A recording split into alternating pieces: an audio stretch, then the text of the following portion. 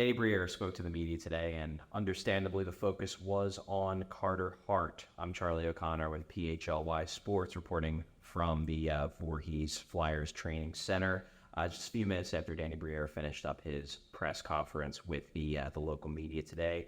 This press conference, to be clear, was already scheduled even before the news on Carter Hart broke yesterday. Danny Briere was already planning to meet with the media to give basically a mid-season update. We've reached the halfway point of the year. He's been requested quite a few times, but obviously the focus now is on Carter Hart. To give you background for those who aren't aware, yesterday it was announced that Carter Hart had requested and was granted an indefinite leave of absence from the Flyers. Obviously, with his participation on the 2018 Canadian World Juniors team, which was being investigated for an alleged sexual assault, people started to speculate. Well, today we got more news on that even prior to the Briere press conference. The Globe and Mail reported that 5 players will be expected to surrender to London police authorities, likely to be charged with a sexual assault. So, of course, with Briere's press conference starting, the assumption was that he was going to be asked this. He opened with a statement. His statement was, "We are aware of this morning's press reports on a very serious matter. We will respond appropriately when outcomes of the investigation are made public. The NHL has been very clear. The team should refer all investigation-related questions to them. In the meantime, members of the organization, including Flyers players, will not be commenting any further." Look, it's not hard to connect the dots here. Obviously, for Carter Hart to take an indefinite leave of absence immediately before this drops the next day, that there will be charges brought in this incident, is eyebrow-raising. Add in the fact that 2 days ago, Dylan Dubé of the Calgary Flames, who also was on that team, requested a leave of absence from his team for mental health reasons. Add in the fact that Alex Fermenton, who is property of the Ottawa Senators, he essentially, when his contract was up a few years ago, the Senators chose not to offer him a new contract. He's been playing over in Europe. That was already concerning enough. It was reported that he is returning to Canada for an undisclosed reason, likely relating to this. And then 2 players on the New Jersey Devils, Michael McLeod and Cal Foote, are also taking indefinite leaves of absences. The New Jersey Devils announced that as well today. It's not terribly difficult to connect the dots on who the 5 might be. Obviously, Carter Hart has been a key member of the Flyers for a long time. So after his statement, Danny Briere was asked more than a few questions. Briere continued to essentially give no comment. He said that the NHL has told them they cannot comment. I specifically asked Briere if it turns out that Carter Hart is indeed a subject of this investigation and if charges are brought against him, will they cut ties with him? And Briere, interestingly enough, did say, "I can't make a comment," but he also said that's something that we have to discuss with the league.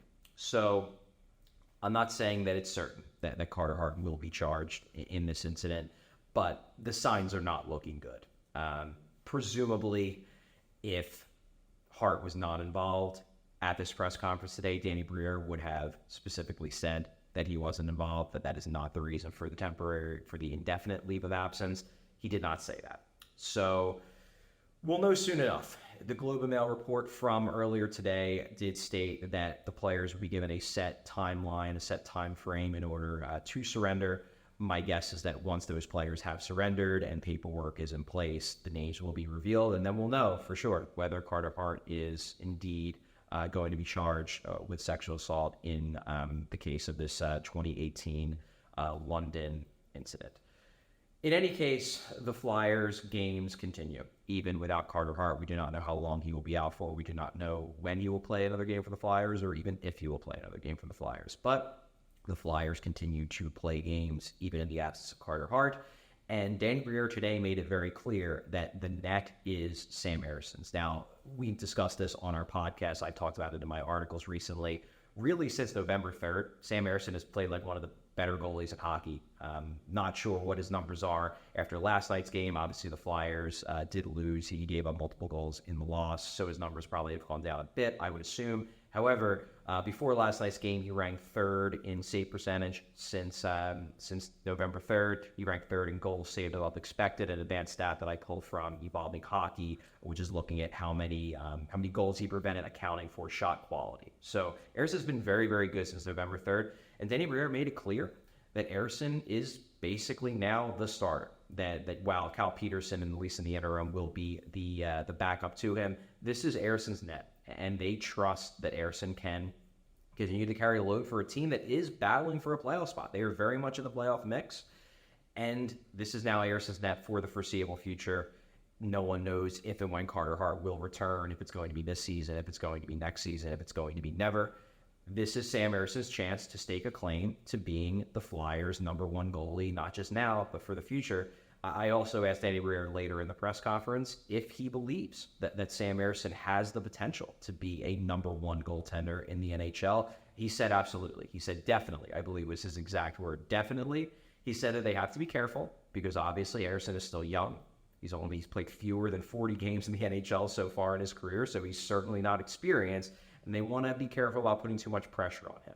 However, they believe he does have the upside to be a #1. Now, look, we do not know how this Carter Hart situation is going to play out. We do not know if he will even be charged in this situation. But games continue, even if Carter Hart is no longer a fixture for the Flyers and possibly no longer a fixture in the NHL.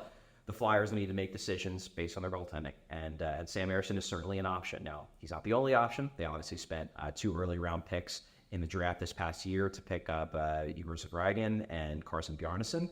They have Alexei Kolosov probably coming over in the summer. He's playing one more year in the KHL and looking quite good in the process. But in the here and now, this is Sam Arison's net. And we're going to see tomorrow in Detroit how he does with the official, unofficial title of the Flyers' new #1 goalie. Obviously, this is a developing story. We'll have more information as it comes. But for now, I've been Charlie O'Connor from PHLY Sports. Thanks for watching. Thanks for listening. We all silly like the mayor.